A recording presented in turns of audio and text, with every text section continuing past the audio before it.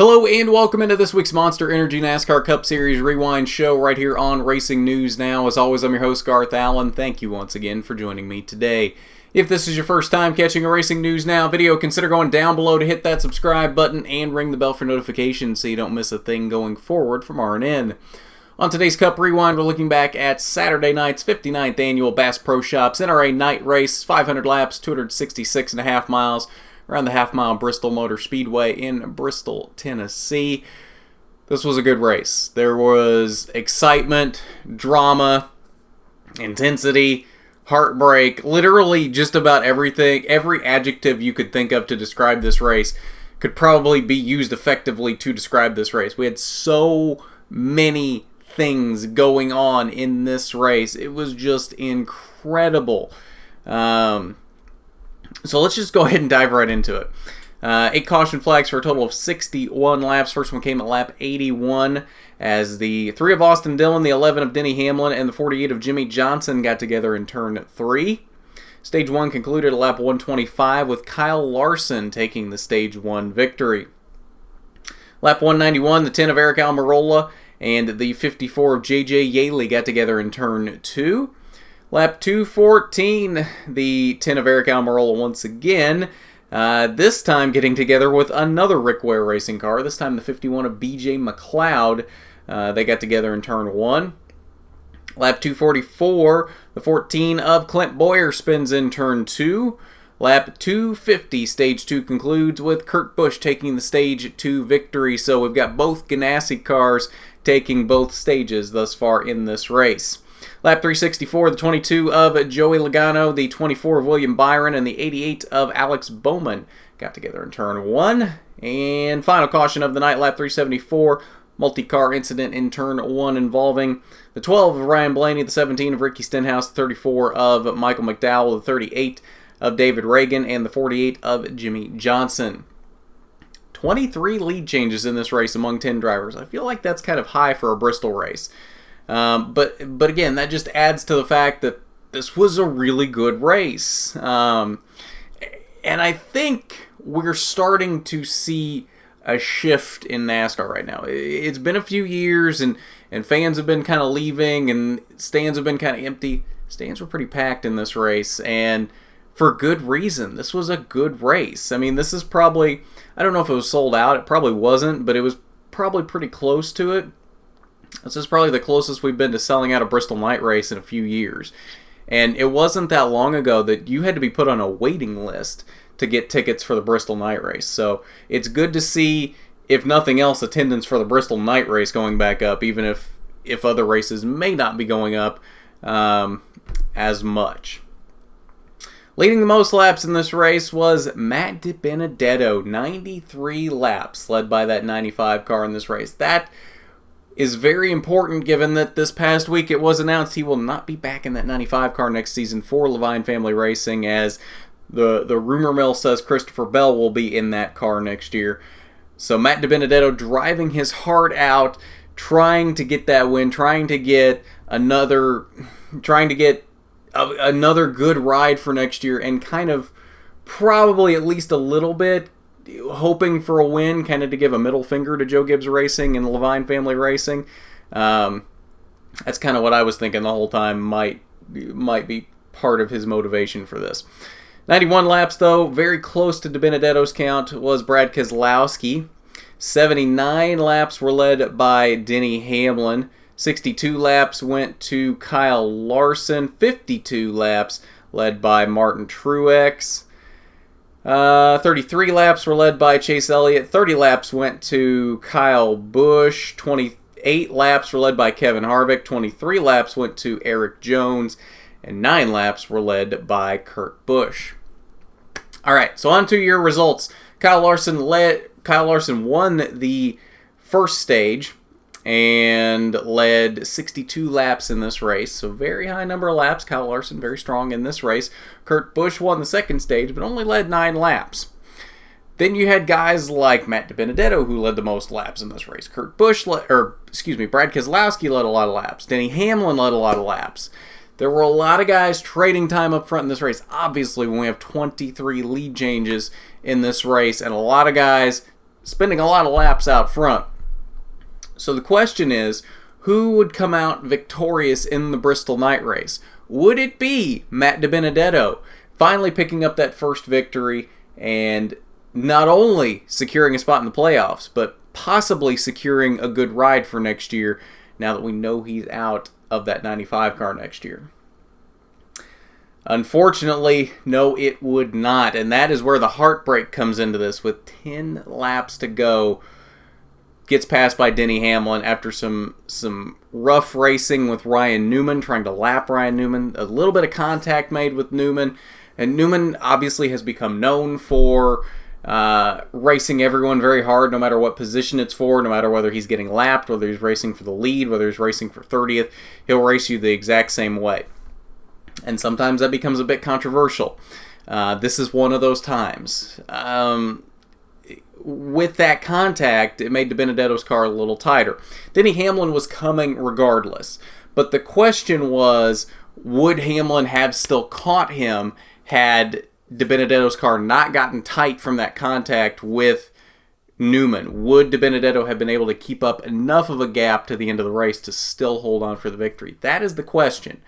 And I guess we'll never know at this point, but what happened, and Denny Hamlin comes away with his 35th career victory in the Cup Series. I know I've seen a lot of people around social media saying, oh, why does he need that 35th win? He needs to just let DiBenedetto win. And no, for one, that's not in the spirit of the sport. You got to give 100% all the time. That's what these guys are paid for.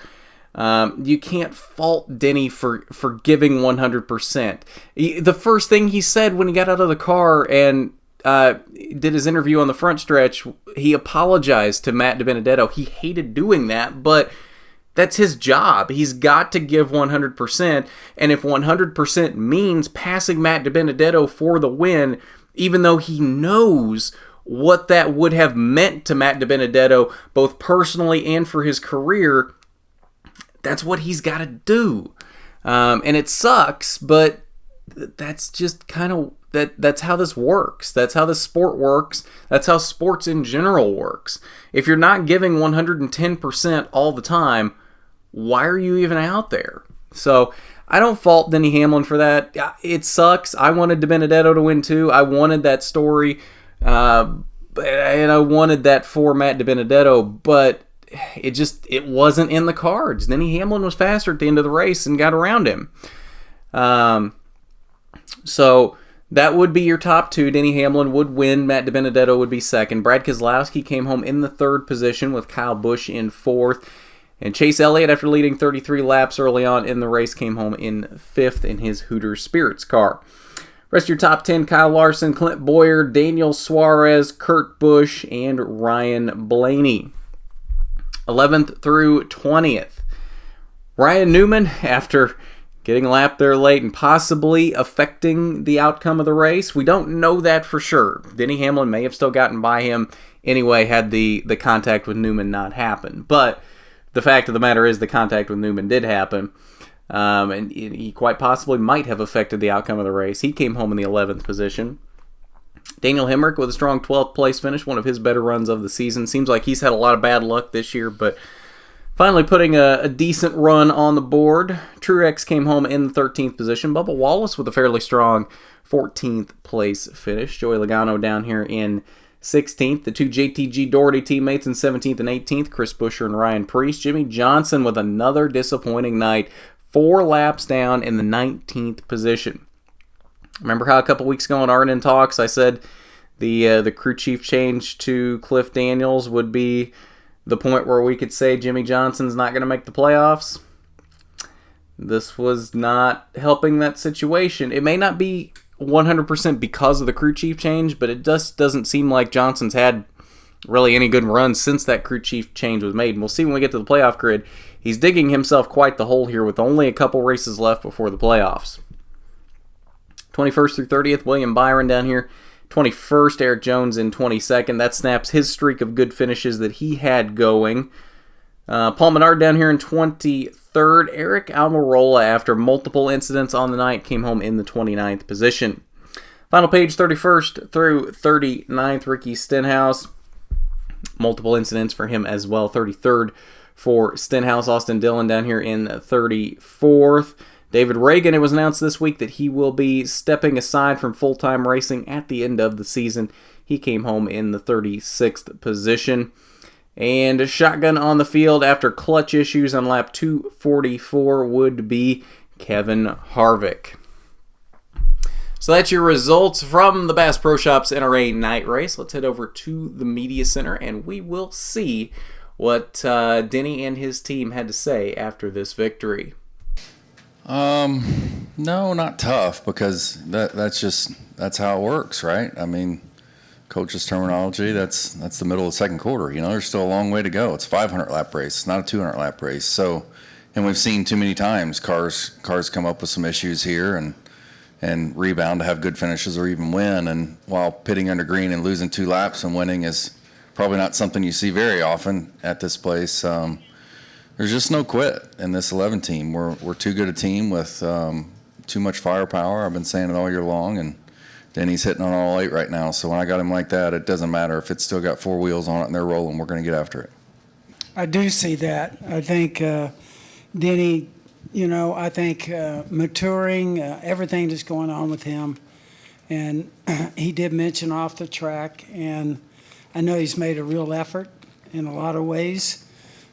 And so I think he is maturing as a person and certainly as a race car driver. I think Chris deserves a lot of credit. I think he's really got Denny grounded. I think, when you get a lot of confidence going with the crew chief, it makes a huge difference. And I think tonight was a good example. Everything in the world happened. And for them to still win the race, I think it was a great effort. And for me personally, it's a huge deal for me when I see JD over the door in the winner's circle. Seeing Denny have this kind of year, it just makes me realize, how much we miss him and how much he means to our race team and what he means to Denny, too. All right, so let's take a look at your playoff grid before wrapping up here today. Not a lot of movement here. Obviously, Denny Hamlin moving up into the 4 winners club with Truex and Kyle Busch. Only a couple of other movements on here. Kyle Larson leapfrogs over William Byron into 11th, dropping Eric Almirola down to 13th. And down here at the cutoff line, Daniel Suarez has moved back into a playoff position, up a spot over Clint Bowyer. And you might be asking, wait a minute, didn't Clint Bowyer finish in front of Daniel Suarez in this race? Yes, he did. He finished 1 spot in front of Suarez, but Bowyer didn't gain any stage points in this race, whereas Suarez finished 2nd in stage 2, and those stage points made the difference to put Suarez back into the playoffs. And stage points may be the difference as we get down toward the playoffs to decide who around this cutoff line actually makes the playoffs, because stage points are valuable, whether you like stages or not, whether you agree with them being a part of NASCAR. Fundamentally, they're a part of NASCAR at this current time, and they make a big difference. Obviously, Suarez finished behind Bowyer, yet jumped over Bowyer back into a playoff spot this week. Yes, it's only 2 points, so a lot can change at the next race. But for now, Daniel Suarez is back into a playoff spot with Clint Bowyer on the outside looking in. Now, let's look a spot below that at Jimmy Johnson back in 18th, currently 26 points off of Daniel Suarez. Johnson continues to dig a deeper and deeper hole. Now, 26 points is not insurmountable, especially with stage points being a thing, but we've only got 2 races left. We've got Darlington and Indianapolis, and then the playoff grid is set. 26 points is a decent amount to make up in 2 races, even with stage points being a thing. So it's going to be tough here. And then you've got Ryan Newman up here, only 12 points above Suarez. He's 14 points to the good over the cutoff line. So we've got some very tight racing going on here around this cutoff line. And a lot of these guys above here lost a little bit of the cushion that they had, but I think everybody Eric Jones and above is pretty safe without some terrible runs at Darlington and Indy. I think everybody 14th and up is probably safe on points right now. Really, right now, we're looking at Ryan Newman, Daniel Suarez, Clint Boyer, and Jimmy Johnson as the four that realistically could move around here and move in or out of the playoffs. Johnson's got himself a hole to dig out of, but it's not impossible. Newman's got a little bit of a cushion, but not enough. Not enough to really feel safe. But, that being said, kudos to Ryan Newman, because if you look at the performance of that 6-car over the past few years, and the performance of Roush Fenway as a whole, the fact that he's even in the conversation to be in the playoffs is something to be commended, because, I mean, even look at his teammate. Look at Ricky Stenhouse. Ricky Stenhouse isn't even on the graphic. He sits in 21st right now in points. Not anywhere close to in contention for the playoffs unless he somehow wins at Darlington or Indy. So, you got to commend Ryan Newman for putting that 6-car in a playoff position, which a Roush car really hasn't been in a position for the playoffs since, I guess, 2017, when Stenhouse won those 2 plate races to put himself in the playoffs. So, I mean, that's... You gotta give Ryan Newman credit where credit is due right now, because the fact that he's got that car in the playoffs is something to be commended, because Roush Fenway has just not been a playoff eligible team really for a while now. But that is your playoff grid following the Bass Pro Shops NRA night race, and that'll do it for us on this Cup Rewind. I know this one's a little bit later than it probably should have been. I apologize for that. Being at Springfield all day yesterday, it wasn't easy to get this done. And then once I got home last night, I was a lot more tired than I expected to be when I got home from the track. So we're working on pushing all this out today. Cup Rewind now. Should be a K&N West Rewind coming up here shortly as well, and then an ARCA Rewind after that. We're just going in the order that the race is finished. The Cup race did finish a little bit before the K&N West race, so we're getting this out first, then the K&N West race, and then the ARCA race from Sunday. So look for hopefully three rewind shows going up today, if I can talk. Yeah, lots for you to watch today here on a Monday. So that'll pretty much do it for us today. We got a good diecast review for you coming up on Wednesday. You might see one of them here in the background here. Some customs that came in a few days ago that need some looking at, because we don't have any new race wins at the moment to look at. So we're going to take a look at those, and they look really good. So look forward to that on Wednesday. And then we don't have much going on this weekend. After a huge action-packed weekend with all 3 National Series, both K&N Series, and ARCA in action this weekend, all we've got this coming weekend is Xfinity from Road America and Trucks from Mosport. So we go from a very busy weekend to a more or less quiet weekend. So got a couple of rewind shows obviously coming up next weekend, but not a lot happening there. So a little bit more of a quiet weekend coming up here on RNN. But if you haven't done it already, you need to go down below, hit that subscribe button, ring the bell for notifications so you don't miss a thing going forward from RNN.